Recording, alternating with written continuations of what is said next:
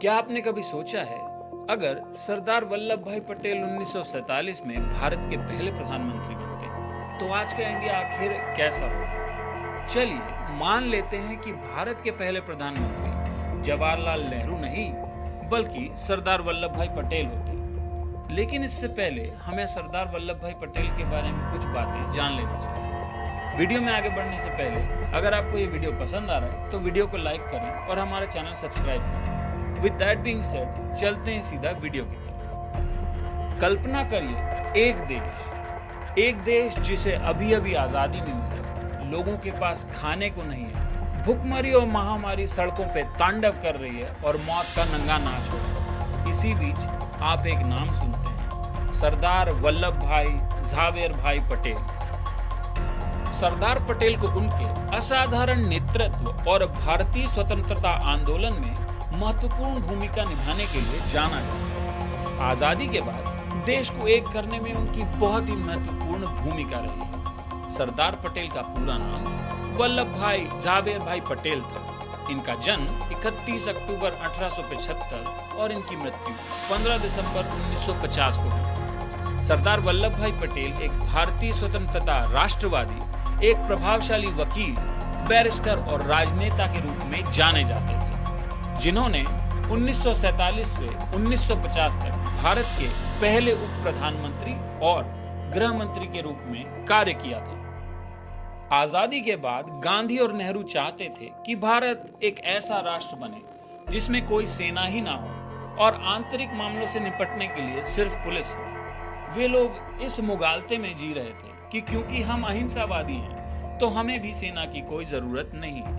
ये सिर्फ इसलिए किया गया था ताकि अंग्रेज हमें लड़ने वाले लोग न समझें और गांधी और नेहरू को इज्जत की नजरों से देखा जाए। यही नहीं, गांधी ने सरदार पटेल के पीएम इलेक्शन को भी रोक दिया था और नेहरू को उनकी जगह सिलेक्ट किया क्योंकि वे गांधी के क्लोज थे। अब समय आता है अक्टूबर 1947 का।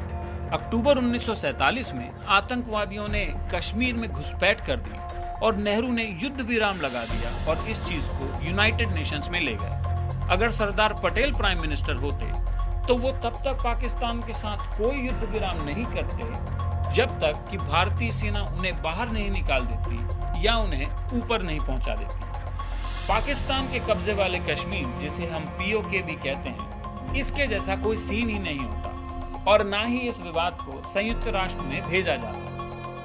जहां पर नेहरू कोई लड़ाई नहीं करना चाहते थे, वहीं पर पटेल अगर पीएम होते तो गोवा को इंडिया में 1948 में ही शामिल कर लिया गया होता, ना कि 1961 में ऑपरेशन विजय के बाद। अगर आप चाहते हैं कि मैं ऑपरेशन विजय के बारे में वीडियो बनाऊं तो मुझे कमेंट करके बता सकते हैं। सरदार पटेल का मानना था कि भारत भविष्य में दुनिया से कदम मिलाकर चले और जब जरूरत पड़े तो आंखों में आंख डाल करके उनसे बात भी कर सके।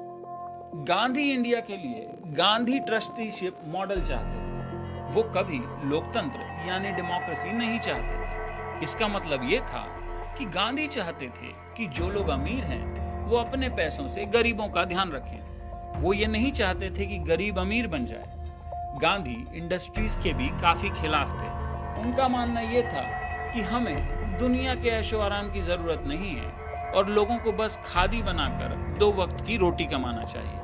वहीं पर पटेल को आर्थिक विकास और इंडस्ट्रियलाइजेशन मतलब औद्योगिकीकरण पर ध्यान केंद्रित करने के लिए जाना जाता था। वे एक मिश्रित अर्थव्यवस्था में विश्वास रखते थे जहां इंडस्ट्री और खेती का विकास हो। आज इंडिया लगभग $10 ट्रिलियन की इकोनॉमी होता क्योंकि सारे लोग लगभग मिडिल इनकम ग्रुप में होते और लोगों की पर कैपिटा इनकम लगभग 24 लाख रुपए होती अगर हम इस मॉडल को फॉलो करते। पटेल का राष्ट्रीय सुरक्षा और अंतर्राष्ट्रीय संबंधों पर काफी कड़ा रुख था। उन्होंने विभिन्न राष्ट्रों के हित को संतुलित करते हुए विदेश नीति के लिए एक प्रैक्टिकल अप्रोच अपनाई होती। पटेल की लीडरशिप में बाहरी खतरों के खिलाफ कड़ा रुख हो सकता था जिससे भारत की सुरक्षा और ज्यादा अच्छी होती। पटेल की नीतियों के कारण शायद 1962 का चीन युद्ध भारत नहीं हारता क्योंकि पटेल हमारी सेना को सारी सुविधाएं उपलब्ध कराते। सरदार पटेल की लीडरशिप किसी भी सैन्य हमले का मुंह तोड़ जवाब देने के लिए बहुत ही कारगर होती। हालांकि पटेल के नेतृत्व में आज का भारत कैसा दिखता, इसका ठीक ठीक विवरण तो शायद हम में से कोई भी नहीं कर सकता। लेकिन एक बात तय है कि यह भारत एकता, आर्थिक प्रगति और आत्मनिर्भरता वाला राष्ट्र होता। तो आपको ये वीडियो कैसा लगा, हमें कमेंट करके बताएं। अगर आप जानना चाहते हैं कि क्या आप शुक्र ग्रह पर जिंदा रह पाएंगे, तो मेरे चैनल पर जाकर आप वीडियो को चेक कर सकते हैं। इसका लिंक आपको डिस्क्रिप्शन और आई बटन में मिल जाएगा।